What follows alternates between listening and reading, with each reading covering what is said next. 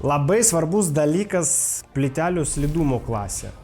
Pasižiūrėkime, kokių yra ir ką jums geriau pasirinkti. Pirmas aukštas ir žmonės pasikliuoja plytelės, keramikinės glazūruotos plytelės ir paprasčiausiai pastoviai visada slidu. Nes daleiskim ir dabar, žiemą, mes vis tik einam iš lauko, pilna sniego ir, žinokite, gali būti problemų. Šios klasės pasiskirsto į 3 dalis.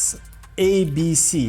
A, B, C. A klasė skirta, kur paprasčiausiai persirengimo kažkoks tai kambariukas, kur neslidu, tai žodžiu kažkur tai naudoti viduj. Tada B klasė. Tokią klasę galima naudoti ir prieš baseino, kur yra vandens, bet vis tiek bus neslidu. Ir 3 klasė C tik baseinuose, nes ten labai daug vandens ir visada bus labai slidu, kad neatsitiktų kažkokių tai nelaimingų įvykių, reikės būtinai pasirinkti plytelės būtent C klasės.